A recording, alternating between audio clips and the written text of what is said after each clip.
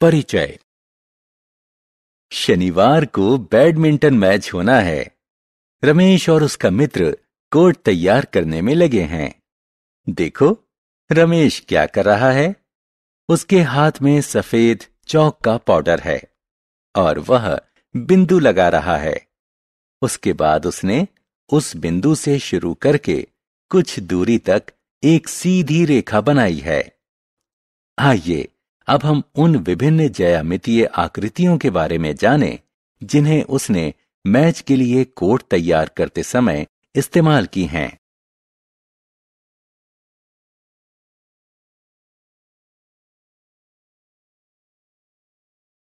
उद्देश्य।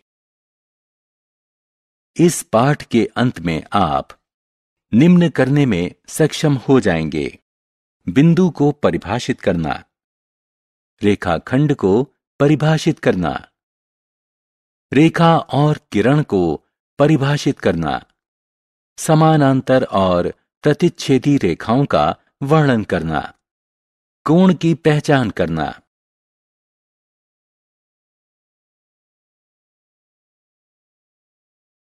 बिंदु। अंग्रेजी के वाक्य के अंत में फुल स्टॉप पूर्ण वाक्य को निर्दिष्ट करता है। फुल स्टॉप एक बिंदु होता है जो कि विमा रहित आकृति है।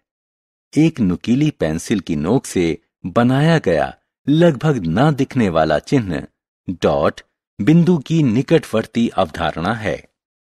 बिंदु अवस्थिति का निर्धारण करता है या स्थिति के बारे में जानकारी देता है।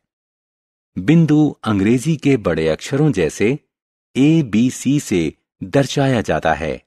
ये बिंदु A, बिंदु B और बिंदु C के रूप में पढ़े जाते हैं।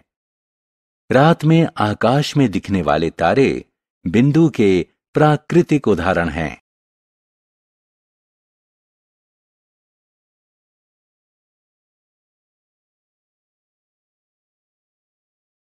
रेखाखंड। हमारे दैनिक जीवन में रेखाखंड के अनेक उदाहरण हैं। मेज की कोर, ब्लैकबोर्ड, पेंसिल बॉक्स, पैमाना या लंच बॉक्स एक रेखाखंड हैं। एक कागज लें, इसे मोड़ें और उसके बाद इसे फिर सीधा करें। कागज को मोड़ने के कारण बना चिन्ह एक रेखाखंड है। एक पतला धागा लें और इसे सीधा रखें। यह भी एक प्रकार का रेखाखंड है। दो बिंदुओं के मध्य की न्यूनतम दूरी रेखाखंड कहलाती है। इस रेखाखंड के आरंभ और अंत इसके अंत बिंदु कहलाते हैं।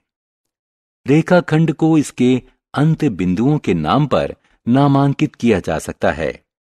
हम इस रेखाखंड को AB या BA कह सकते हैं।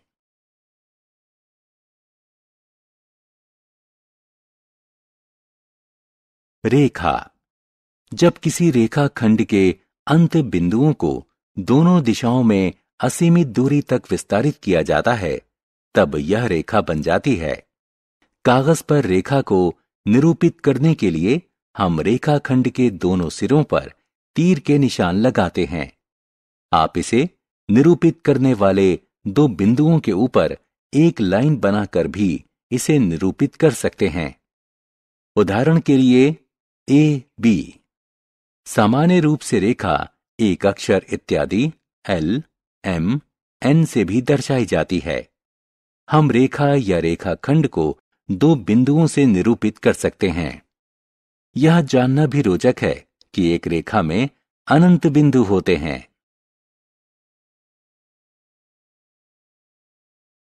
प्रतिच्छेदी रेखाएं। चित्र को देखें।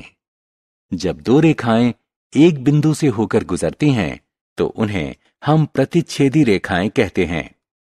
दो रेखाएं L1 और L2 एक बिंदु से होकर गुजरती हैं, तो L1 और L2 प्रतिच्छेदी रेखाएं और P प्रतिच्छेदन बिंदु कहलाता है। हम प्रतिच्छेदी रेखाओं को एक उभयनिष्ठ बिंदु वाली दो रेखाओं के रूप में भी परिभाषित कर सकते हैं। आपके पास प्रतिच्छेदी रेखाओं के अनेक उदाहरण हैं।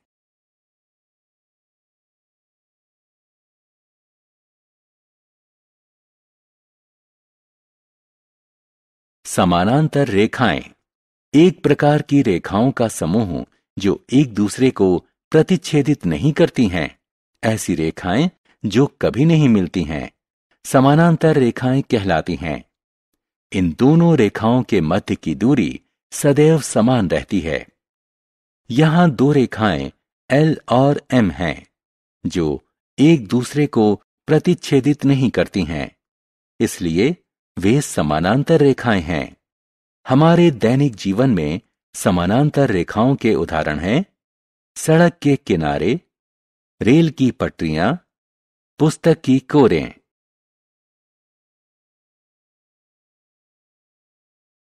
किरण को समझना। हमने रेखाखंडों के बारे में सीखा। क्या होगा यदि हम एक अंत्य बिंदु स्थिर रखें और दूसरे अंत्य बिंदु को विस्तारित करें? इस प्रकार निर्मित आकृति का कोई नाम क्या होगा? हां, इसे किरण कहते हैं। आप इसे सूर्य की किरण मान सकते हैं। ज्यामितीय रूप से हम इस स्थिर बिंदु को मूल बिंदु यानी प्रारंभिक बिंदु और इसके विस्तार को यात्रा की दिशा कहते हैं।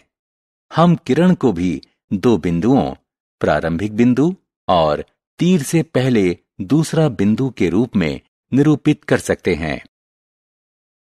कोण। आइए अब हम कोण के बारे में जानें। अलमारी या बक्से का खुला हुआ दरवाजा एक कोण बनाता है। गणितीय भाषा में जब दो किरणें एक उभयनिष्ठ बिंदु से शुरू होती हैं, तब हम कह सकते हैं कि एक कोण का निर्माण हुआ है। दिए गए कोण में किरण AP और AQ का उभयनिष्ठ बिंदु A है।